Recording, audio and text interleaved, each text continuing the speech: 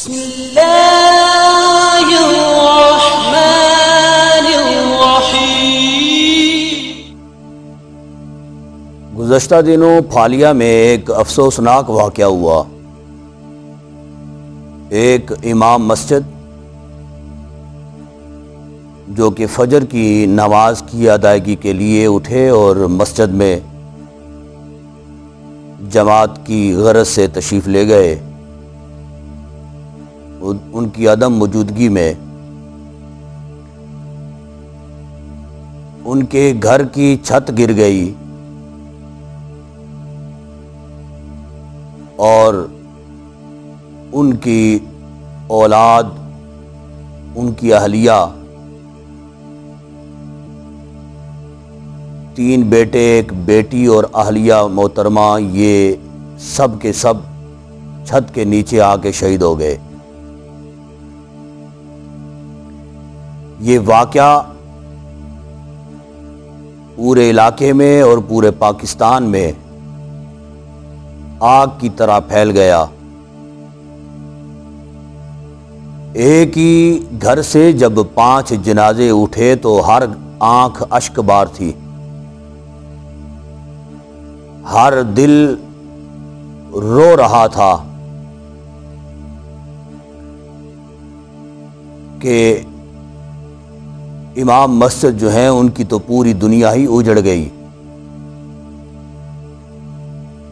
یہ واقعہ کیوں رونما ہوا؟ یقیناً اس میں انتظامیہ کی کوتاہی اور غفلت اور ان کی سستی جو ہے یہ اس میں شامل ہے۔ آپ نے دیکھا ہوگا کہ جتنے بھی ائمہ حضرات ہیں، تقریباً 70 سے 80% ائمہ حضرات، ان کو جو تنخواہیں ملتی ہیں وہ ایک عام سے مزدور سے بھی کم تنخواہ ہوتی ہے۔ ان کو جو رہائش دی جاتی ہے وہ رہائش انتہائی بوسیدہ قسم کے مکان ہوتے ہیں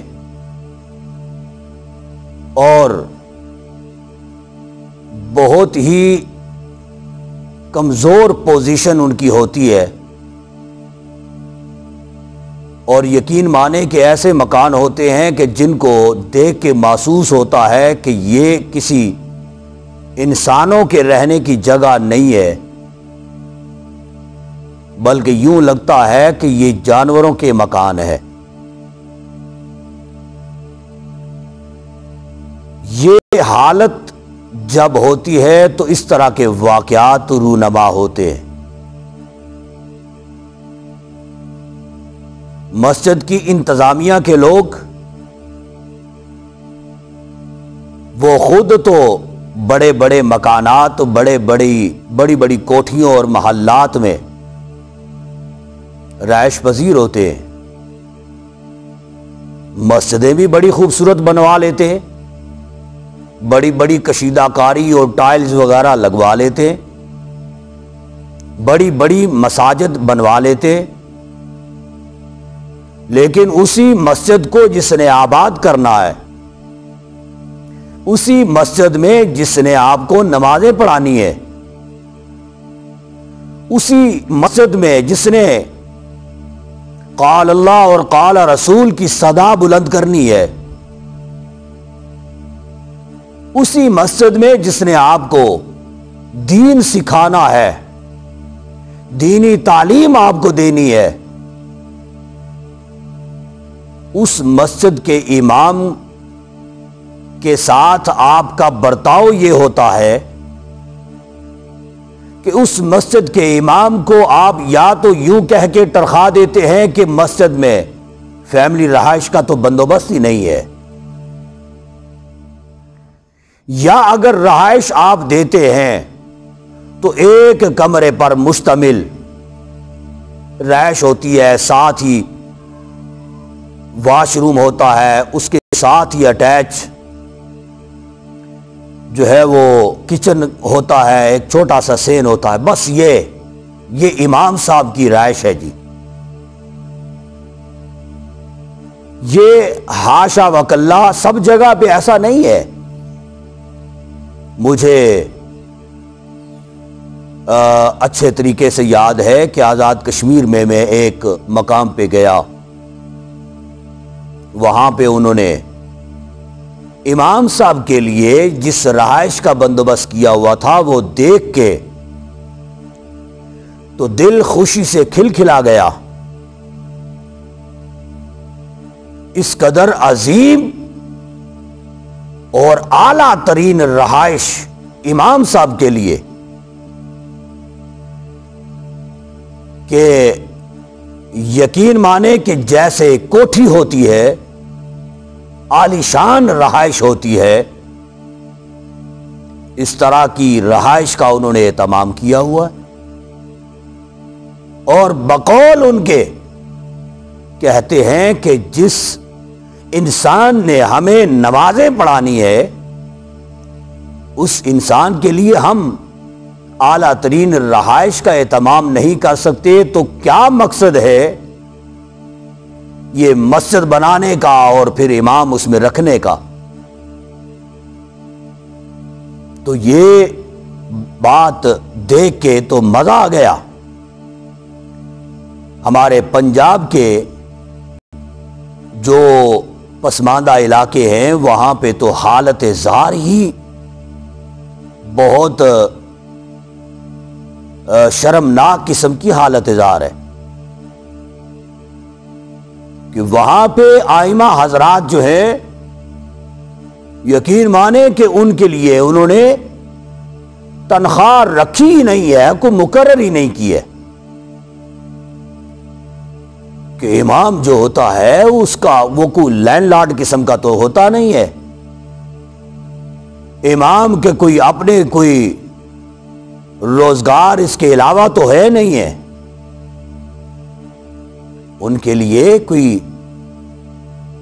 مناسب سا جو ہے وہ ان کے لیے تنخواہ کا اہتمام تو ہونا چاہیے کہ یقین مانے ایسے ایسے علاقے ہیں کہ وہاں پہ جب پوچھا جاتا ہے آپ کو وظیفہ کیا ملتا ہے تو وہ کہتے ہیں کہ جی کچھ بھی نہیں ہے، بس سال کے بعد ہماری یہ خدمت کر دیتے ہیں. شرم سے ڈوب مرنے کا مقام ہے. آپ کو پتہ ہی نہیں ہے کہ امام کی عظمت اور فضیلت کیا ہے. امام وہ ہوتا ہے جو سب سے آگے ہوتا ہے اور انتظامیہ کے سارے لوگ، سارے عہدیداران، سارے اراکین، علاقے کی بڑی بڑی شخصیات سارے کے سارے اس کے پیچھے کھڑے ہوتے ہیں. اس کے قدموں میں سب کے سر جو ہیں وہ جھکتے ہیں. گو کہ سر رب ذوالجلال کی بارگاہ میں جھکتا ہے لیکن امام کے پیچھے ہوتا ہے، امام کے آگے نہیں ہوتا.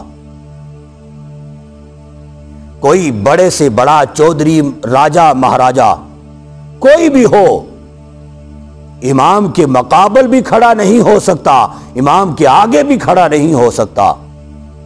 اور جب امام کی اقتداء میں وہ کھڑا ہو گیا، جب امام نے اللہ اکبر کرنا ہے تو اس نے رکوع میں جانا ہے، امام نے اللہ اکبر کرنا ہے تو اس نے سجدے میں جانا ہے. اپنی مرضی سے وہ نہ رکوع میں جا سکتا ہے نہ سجدے میں جا سکتا ہے. ایسے بھی ہو سکتا ہے نا کہ جی امام سے پہلے چلے میں سجدہ کر لوں، جلدی جلدی نماز پڑھ لوں. کیا اس کی نماز ہوگی؟ اس کی نماز قابل قبول نہیں ہے. اسی لیے کہا جاتا ہے ایک ہی صف میں کھڑے ہو گئے محمود و ایاز، نہ کوئی بندہ رہا نہ بندہ نواز۔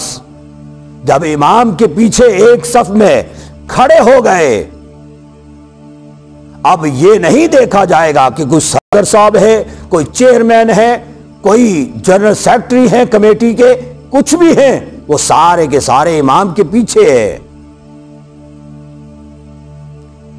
جب امام کو اتنا بڑا مقام مل گیا، امام مصلی رسول کا وارث ہوتا ہے۔ امام جو ہوتا ہے وہ رسول خدا صلی اللہ علیہ وسلم کے مصلی کی امامت پر مامور ہے، مصلی رسول کا وارث ہے۔ یہ کوئی معمولی سیٹ نہیں ہے۔ اس لیے انتظامیہ مسجد کی جو ہے انہیں اس بات کا احساس کرنا چاہیے کہ اماموں کے لیے اعلیٰ ترین رہائش کا اہتمام کرنا چاہیے۔ یہ پھالیہ کا جو واقعہ ہوا ہے وہ واقعہ اسی وجہ سے ہوا کہ ان کی رہائش جو ہے وہ انتہائی کمزور ترین رہائش تھی، جس کی وجہ سے اتنا بڑا سانحہ اور اتنا بڑا واقعہ ہوا۔ لہذا میں پورے پاکستان کی مساجد کی انتظامیہ سے یہ پرزور اپیل کرنا چاہتا ہوں کہ ائمہ حضرات کے لیے اگر آپ رہائش کا اہتمام کریں تو وہ رہائش اعلیٰ ہونی چاہیے، ان کے لیے وظیفے کا اہتمام کریں تو وظیفہ اعلیٰ ہونا چاہیے، امام کو حقیر نہیں جاننا چاہیے، امام کو اپنا ملازم اور اپنا نوکر نہیں سمجھنا چاہیے۔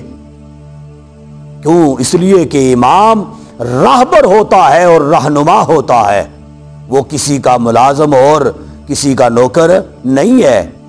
اگر وہ نوکر ہے تو اللہ اور اس کے رسول کا ہے، وہ اگر ملازم ہے تو وہ اللہ اور اس کے رسول کا ہے۔ وما علینا الا البلاغ المبین۔